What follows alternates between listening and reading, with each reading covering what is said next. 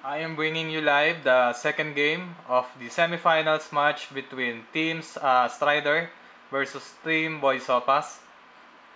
Okay, we already started with the ban. The first three ban for Team Strider were Lina, the Slayer, Lich King, and then Rogue Knight. For Team Boy Sopas, the first three bans were Bloodseeker, Warlock, and then the Earthshaker. First pick for Team Soup Boy is Demon Witch. Probably this Demon Witch will be played by their support player, Mr.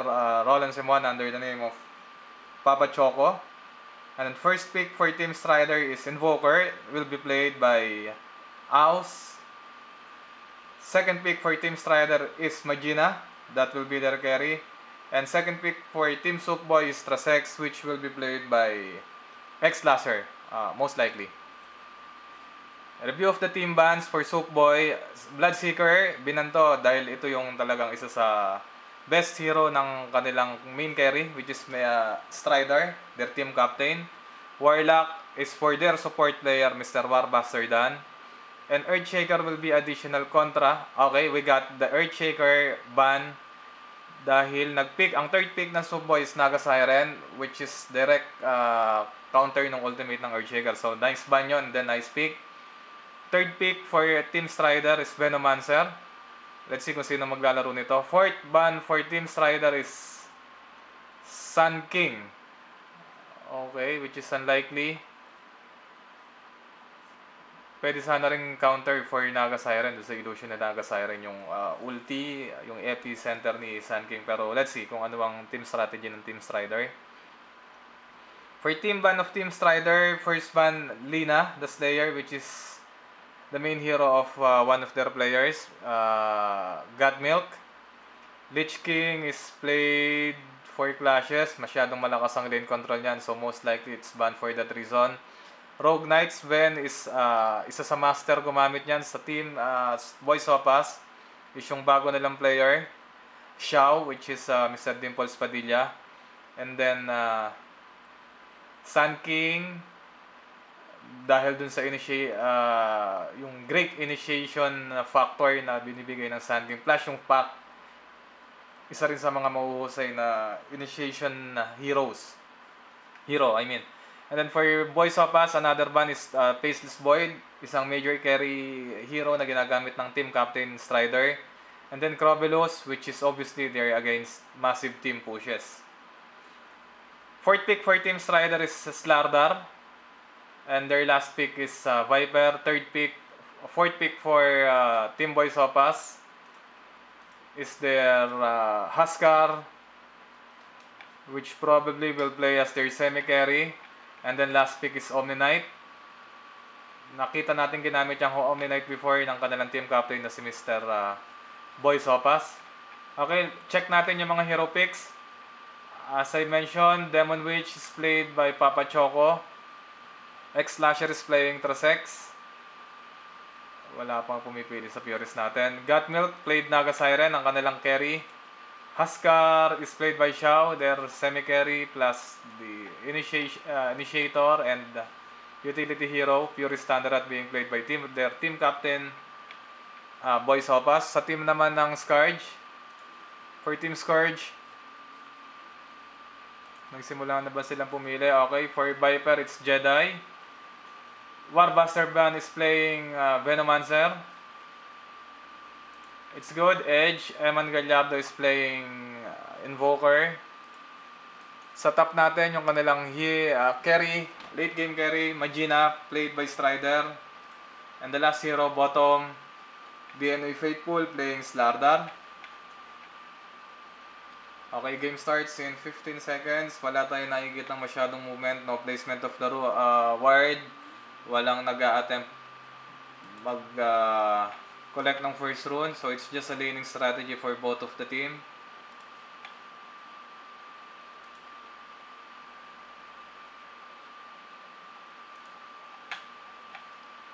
Okay, for script spawn, both teams were, except for this one and this one, lahat na iwanan.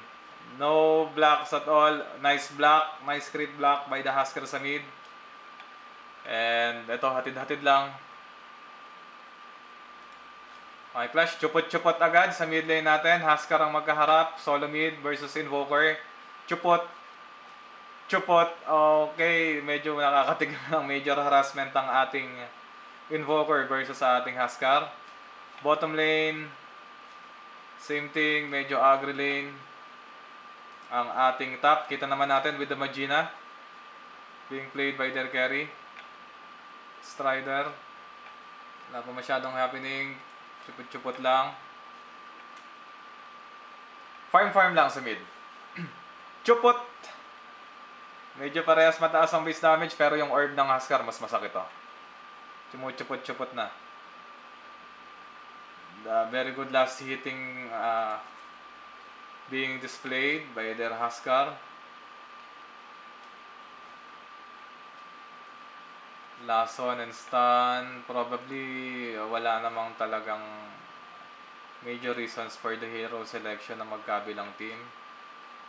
Itong Naga Siren medyo may hirapan sa lead dito pag tumaba kasabay ng kanilang ibang other semi-carries. Pero itong Magina, pag ito ang medyo tumaba-taba, medyo masakit-sakit talaga to. Actually sa competitive ban, medyo halos na perma ban initially si Magina. Before magkaroon ng talagang mga higher level team strategy, kinakain na lang dito.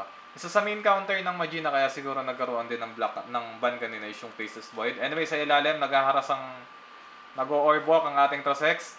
Nice stun by DNA Faithful, siya naman ang tinuges. Nice help, nice play there by the Team Scourge, avoiding the first blood. Sa mid natin, same thing, farm lang, chill ang ating, okay, nakastick to. Then sa top lane, early Basilius for the Demon Witch, Roland Papa Choco. Then sa ating Naga Siren, wala pang major movement. Sa ating namang Magina, GG branches, medyo stacking ng GG branches for stats. Dito sa bottom lane, medyo agre, okay, kumuha.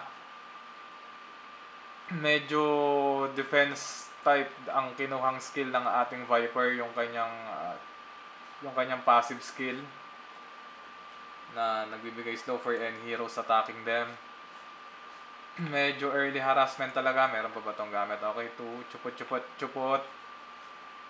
Okay, binagsakan ng Chaos Meteor, bumawi. Medyo maiksi pa yon. Medyo mababa pa yung level nun.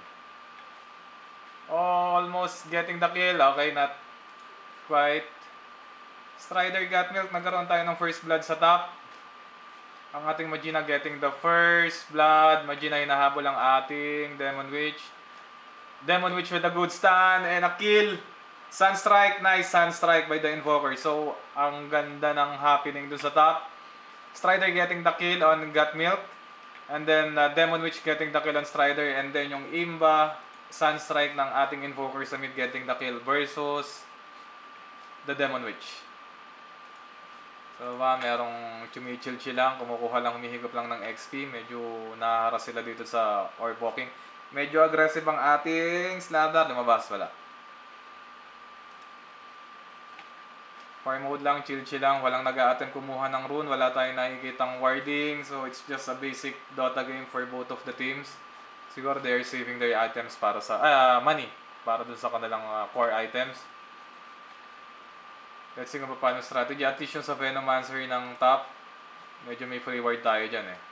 Pero with low health, getting the net. Naga Siren net. Negative armor, nice Gale. Susubukan ba nilang habulin? May nagpiping. Okay, wala. Nice escape there by our Viper. Mid naman, ang ating most aggressive lane. Farming binagsakan ng Chaos Meteor ang ating Husker. Uwi. And pabor naman sa kanya yung low health. The more kasi na bumababa ang health ng ating Husker, mas bumibilis ang kanyang attack speed. Okay? Trosex hits level 4. Both Sentinel player hits level 4 below. Viper level 4. Slardar level 3. Most likely magle-level 4 na rin yan. Mid natin, patay pareho. But the Scourge getting the credit for the kill of Invoker. So bakante ang ating mid lane, nagpahatayan yung dalawa sa bottom, medyo na pupush, medyo pumapasok ang ating Team Scourge, medyo maaga pero let's see, they might be trying to get the first tower down. Anyway, sa top nagkakaroon ng action. Ang Magina, farm lang, okay, medyo agre. Nice voodoo pero hindi tinira. And then negative armor getting net on the Venomancer. Naga Siren getting the kill on the Venomancer. And medyo makakita tayo dito ng mana burn, total burn 3 ang natirang mana sa ating Naga Siren. Lipat tayo sa bot. Medyo may action. X-Slasher getting the kill on the Viper. Hindi natin nakita, sorry. So medyo atras-atras muna ang ating Viper. Sa mid lane, makakita ba tayo ng gank? Wala, Huskar. Medyo laning pa rin tayo dito. Sa top, ang ating isa sa agri lane, Magina. Medyo wala namang mana ang ating Naga Siren. Magina trying to burn some other mana. Kung ba siya ng kill? Wala. Bugaw-bugaw lang for the farm.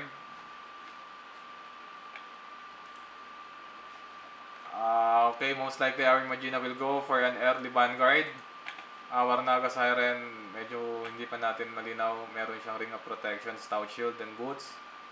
Our Magina hits level 6. Medyo delikado na to. Lion at 5. Naga Siren likewise at 5. Pumupush. Naga Siren. Ang ating Venomancer nakatago. Let's see. Okay. Huskar, may pinaplanong gank on the top. Or magja-jungle lang. Bottom lane. Org versus Org.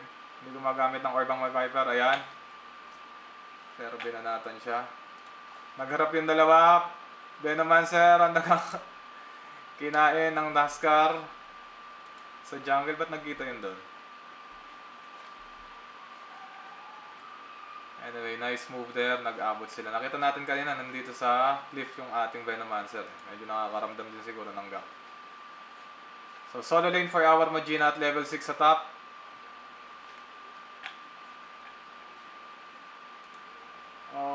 Medyo nakalapit. Medyo masyadong na-push yung ating middle lane. Medyo pabor sa Huskar yan. Sa bottom lane, agri lane. May nagpiping sa mid natin. Anyway, tingnan natin kung merong action doon. Wala naman. Ping for TP or heal. Binitawan ng ating Omni Knight. Half-life ang ating Viper. Slardar pumasok. Trying to make thing happen. Okay, Frost Arrow. Binitawan. Pangalawa, pangatlo. Chupot-chupot din to. Halos Battle of the Orb. Ang ating Viper, tinatangke ang tira. Nice heal. Pero hindi tumama yung kanyang Sudonuk. Trying to push. The captain asking for a push on both for the Sentinel. Stun, nice stun. Slow. Medyo kinakain ng ating Magina. Sunstrike, wala. Ulti ng ating Magina. Getting the kill against Demon Witch. And with 3 mana, medyo atras-atras muna ang ating Venomancer.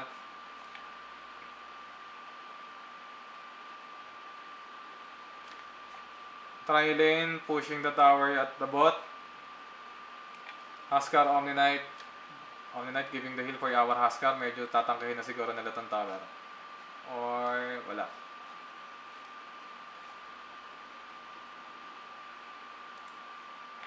Venomancer, attempting a creep pull. Medyo nabitin. At least naiwan yung kanilang long range. Nice creep pull doon. Medyo napapalapit kasi masyado sila dun sa creep wave sa tower ng top. Kaya nag-a-attempt mag-creep pull yung Venomancer para at least ma-maintain nila dito sa area ng tower. Okay, anyway. Bottom lane. Same tri-lane. Medyo nalayo ang ating Slardar doon. Holy Angel Academy. Binitawan. Medyo may balak patayin ang ating Viper sa tower. Kaya na ba to? Kaya. Puputok na yan. Nice kill. Nice play. Xiao getting this kill with an assist from X-Slasher. Sa top naman natin, Magina, sinusukol, hinahabol. Tri-lane din ang top natin. So both teams are maintaining tri-lane on the adjacent on the opposite lanes. Pero sa bottom, 2 heroes down. Invoker, tipping. Saan to nag-TP? TP yung sa mid. So, binitawan nila yun, Magina. Tinatangke na ba yung tower dito? Tinatangke na yung tower. Tinangke na ng Huskar. So, Huskar getting the first tower kill for the Sentinel. Bottom lane. First tower down. First tier tower down. So, medyo chill-chill lang ang ating Huskar. Okay, TP most likely. Okay, TP on the top with the DD rune. Magina went down. Anyway, Magina killing Demon Witch. And Huskar killing Venomancer with a 178 health. Nice play there. Getting a double kill for Xiao. Subukan ba nilang tumulak? Sa middle lane, ng Invoker natin medyo naghihintay ng makikills siguro to. Medyo naghahanap ako. Sayang to, oh. Kung naghahanap siya ng isa Sunstrike, ay napasana to. Anyway.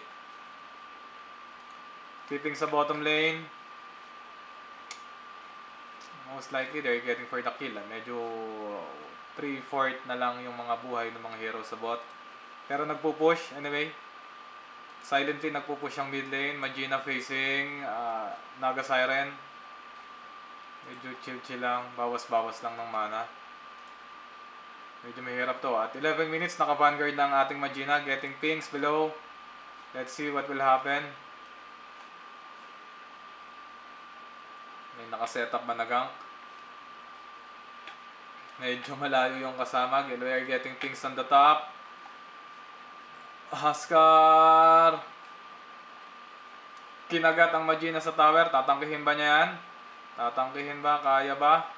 Sunstrike miss. Okay. Tower dive. Nice kill there by the Huskar. And then sa bottom naman, medyo bentahe rin. Slardar. Okay, nice sprinter by the Slardar. Medyo ligtas yun at 17 health. Medyo escape artist talaga yung ating DNF Faithful. Anyway, ang hindi pinalad is with the Guardian Angel. Net Akil versus Viper. Nice play there. Medyo nasnerte lang talaga yung Slardar natin. Medyo yan talaga ang pinagpracticean ng ating Slardar. Pinagmamalaki ko yan dyan sa parte na yan. Nice net. Venomancer down. Tinatangke. Sunstrike. Miss Sunstrike again by our Invoker. Medyo nasasayang yung kanyang moment for planning that Sunstrike tapos hindi tatama. Tapos nasasayang yung experience and last hit niya dito sa mid. Medyo nadedelay siya at level 8 right now. At solo mid ha. Level 8. Bottom lane, level 8 ang ating Thunderist. Purist ang ating Trasex at level 8 with several kills a while ago. Huskar na super aggressive with Helm of Iron Will for the meantime. Vanguard, Ring of Regeneration, and then Strength Threads. So medyo itatry nila sa bang i-push yan. So nagpalit ang senaryo sa ating middle lane. Nagsimula na ang ganking part ng ating Huskar. Demon Witch is facing Invoker at the middle lane. Sa top naman natin, medyo nahaharas. Unlikely, pero ang nahaharas dito yung Magina. Miss Sunstrike again. Medyo mahaba yung buhay doon. May pumiping sa mid, may pumiping sa top. Abangan ang susunod na kabanata ay nahabol. They are trying an attempting to kill there. Okay, may clash tayo sa top. Chupot ang Magina chupot. Nice kill, tinamaan yung dalawa. Snakes are up. Nagliliyab ang ating Magina. Sa middle lane naman, ina-agre. Mukhang papasukin na nila tong Invoker sa mid. Ating strategy yan. Viper chasing tracks. Medyo mabilis-bilis yan. Top lane naman natin. Ulti is down. Net on Magina. Ulti on the Venomancer. Kinagat ang Venomancer. Venomancer will probably go down, yes. And Magina trying to ulti our Naga Siren. Walang nangyari. Chinuchupot-chupot. Tinatangki ang tower. Nag-joke ang ating Magina. Makikita ba siya ng Huskar natin? Nice joke. Naghahabulan sila sa mga puno. And probably, tower goes down. Magina survive with 384. Nag-blink. Medyo ligtas na yan. Binitawan ng Sunstrike na naman ang ating Invoker.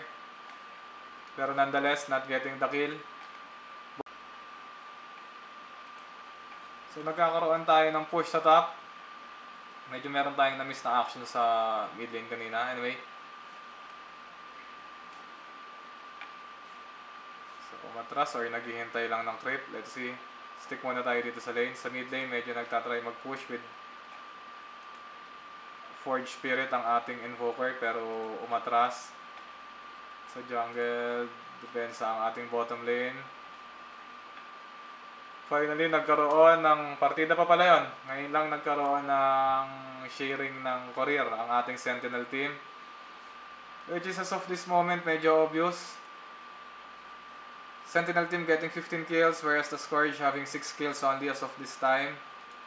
Ngayon, pinaplano na namang masama tong dalawa na to, ang ating Huskar at Naga Siren. Seeing, kinagat ang ating Venomancer. Venomancer just leaving a snake. Wala na, hindi na nakapalag. So, ang Magina natin, medyo chill-chill. Back with an Agi Thread right now. Gamit ang ating Naga Siren. Let's see, first. Okay. Faithful killing our X-Slasher. Medyo na-macue pa pag atras. Sabay sprint, sabay punas ng sipon. Oh, at level 8 with Urn of Shadows, Quelling Blade, and then Stout Shield plus yung ating Boots of Speed. Demon Witch, merong nagpiping sa bottom lane. Sino ang nahuli nila? Voodoo on the Viper, ulti. Stun on the Viper. Sino binaba natin nila? Ba't nandun sila ang layo? Ay, walang nangyari. Ulti on our Demon Witch. Medyo manipis yan. Wala nang kasamang humahabol ang ating Omni Knight with Soul Ring and Vanguard. Sa top lane naman, nag-a-attempt ng push. Nag-tower dive yung dalawa. Medyo nag-a-advance sila sa tower. Pero wala silang crit. Hindi rin nila kanaya. Anyways, allow John. Pwede lang i-block yun doon. Kung gusto talaga nila, kung ganun silang katigas. Pero with Elm of Iron Will plus yung kanyang Vanguard, medyo makapal-kapal na yan. May hirap-hirap ng patay niyan. Bumitaw ng Chaos Meter ang ating Invoker. Medyo walang damage. Pinagat ang Magina. Ulti ng Venomancer. Walang nangyari. Mas pumalis ang attack speed. Venomancer down. Double kill. Godlike na ang ating mamamatay ba siya? Anyway. It's a nice play. Has just ended the godlike streak of our for 670 gold down ng ating Huskar. Kaya na pa medyo nakakarami ng patayon. Middle lane being pushed by Sentinel, the Scourge Crips. Bottom lane, ang ating Trasex at level 9 with Helm of Dominator, ang kanyang favorite starting item, Slipper of Agility, Quarterstaff, and then Agi Threads. Demon Witch with the Black Poryman Shield.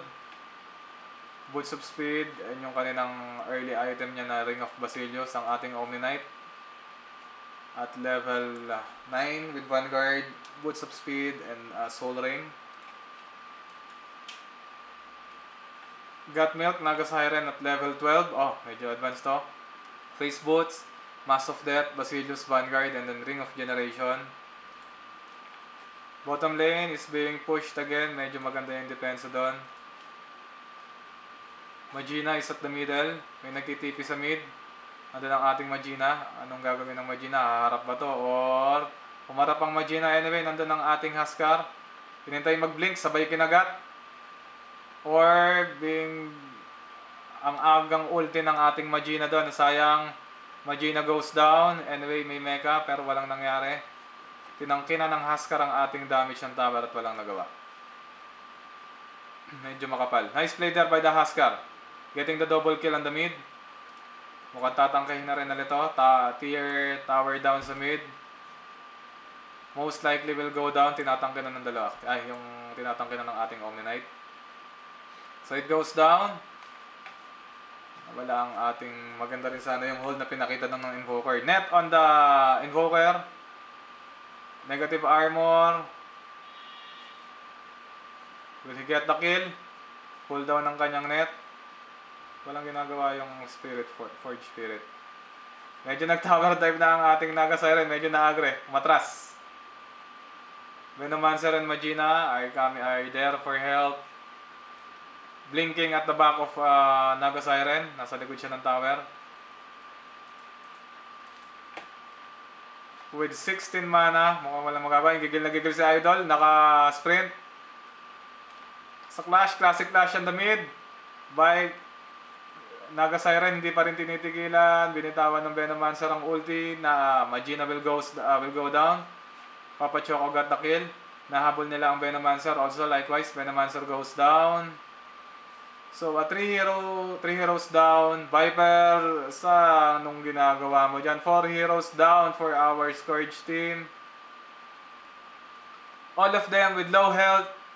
Asan ang ating Invoker? For a possible Sunstrike. And nakagumaling na. So, no kills dun sa clash na yon. It's a clash won by our Sentinel team. 4 heroes down, 2 heroes up already. Huskar. Mag-a-attempt sila ng push sa ating top lane. 4 heroes will try to push top lane while the others were defending the mid versus Trasex. Walang creep, ang bilis mag-region ng buhay ng tower. Pero sa said, allow dyan. Now the creeps arrive. Tier tower 2 down, top of Scourge team goes down. Lahat sila nasa mid, pero eto na, mag-a-attempt sila ng defense dito sa ating top lane.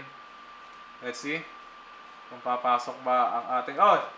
Nakita nila ang lone, kinagat ang Venomancer, ulting ang Venomancer. Huskar, bumitaw pa ng kill, wala na rin nangyari. Again, Xiao getting the kill. Medyo direkta na siya. Blast on the Invoker. Binitawan. Chaos Meteor binitawan. Stun by the Demon Witch. Good stun. 3 heroes caught by that stun. Slider goes down. Invoker net. Probably. He will go down. Xiao getting the kill. Viper most likely will go down. Likewise. Demon Witch nakaligtas to. 5 heroes pushing top. Imagine na natin medyo pumi-pre-farm. Didepensa ba to? Or ibibigay niya na yung top 30-year tower ng Scourge sa top. This tower will go down. This is the 3rd tier tower at the top of Scourge will go down. Venomancer bumitaw ng gale pero distraction lang yan. Pero they will go for the rocks. 22 minutes. Basag ang rocks ng top lane ng Scourge. Will they go for a direct push? No. They are playing a gentleman's game. Nagtipi sila sa bottom for defense. Hinahabol ang Magina ng ating Huskar. Naghintay mag-blink. Kanina nakita natin yan, hintay mag-blink, then pag-blink sabay kinagat ng ulti. Pero this time it will not happen. Sentinel team TPing at the bottom lane with a mega creep on the top. And Magina still with Vanguard and Agitred sa 23 minutes. Medyo mabilis yung Vanguard niya pero medyo na delay yung farming niya dahil dun sa ganking na ginawa ng ating Scourge Sentinel team, which is very good.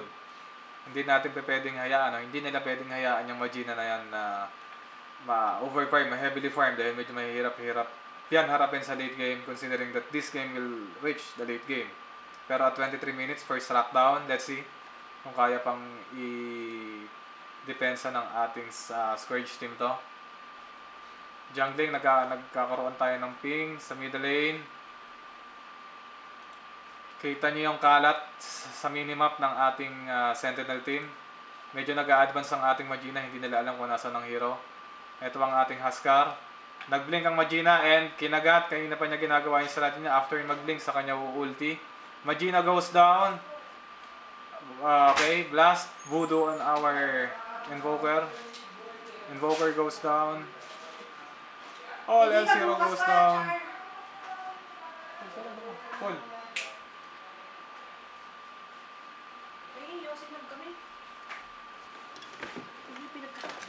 Interruptions.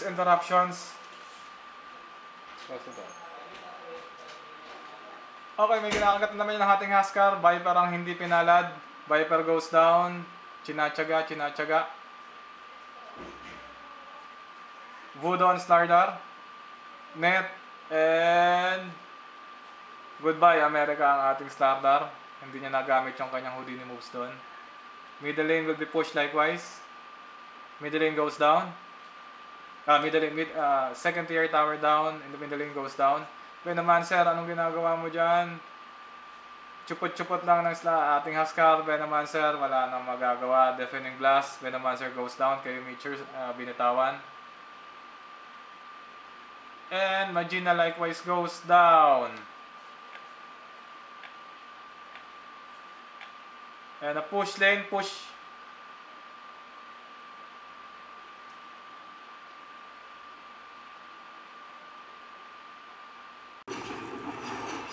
Eto na tayo, push Pampamilya sa middle lane. Stun, Magina down, almost 4 heroes down. Push Pampamilya na tayo, binabasag na ang middle tower. Third tower sa middle lane. Ulti on the Viper, ang tiyaga ng Huskar, stun on the Slardar, ang tapang. Tinaw-taw, Slardar down. All heroes, all 5 heroes down. Middle lane, pinupush. Basag-basag ng Moonway, and kung re-recta to, this will be it.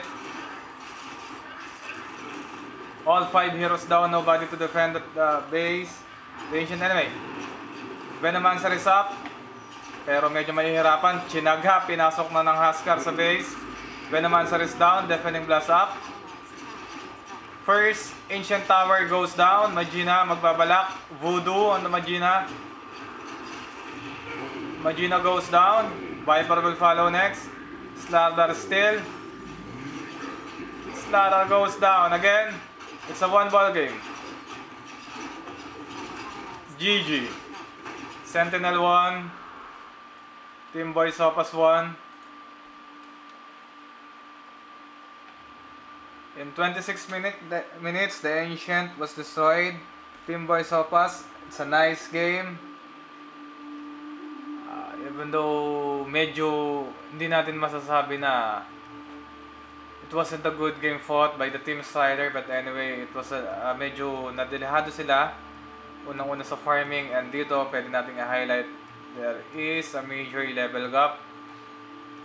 Xiao is supposedly to be on semi-carry, medyo na-carry niya yung lead. He is at level 19, followed by the carry Naga Siren 17, Got Milk. Both Papa Choco and X-Slasher at level 14 apiece, and Soup Boy at level 15. Whereas sa Team Strider team, even yung carry nila Strider, very much under-leveled at level 11.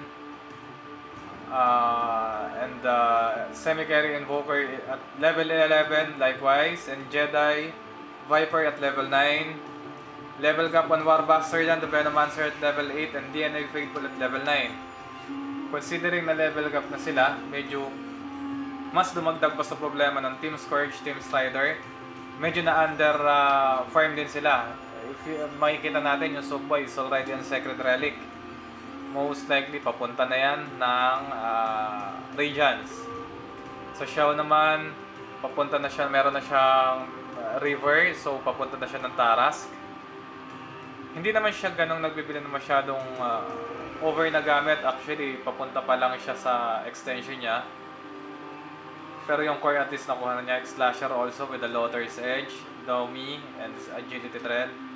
Got Milk already with Yasha, Vladimir's offering, Face Boots, and Vanguard. Ito yung medyo heavily farm. And Papa Choco playing a support role with Perseverance. On Team Strider, Strider got a Vanguard and Agility Thread. Medyo maaga niyan na farm yan, pero considering na umabot ng 26 minutes, hindi na nadagdagan yung gamit ng kanilang carry.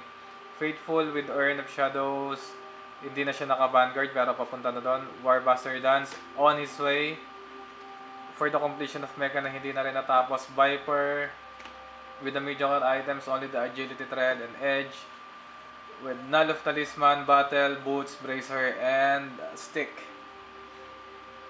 So it's a 1-ball game. Hindi natin masasabing uncontested. It's a well-fought game. Medyo nagkulang lang, naging organized lang yung ating Team Boy Sopas. Medyo mas prepared sila. Whereas the Team Strider should go on with the clashes. Medyo kinakapos sila sa follow-up ng mga skills. Minsan nagsasabay-sabay or minsan hiwalay-hiwalay sila masyado. So that's it. Mag-a-advance ng ating Team Boy Sopas. Team Boy Sopas will go ahead to the finals. This is already game 2. It's 2-0. Team Sopas won twice over Team Strider. They will advance to the finals. And maghihintay na lang sila ng kalaban nila. It's either Team Genesis or Team Swagger. On this series, Team Genesis is leading the series at 1-0. So, we will just see you in the finals. And that's it. Masalam. Good day.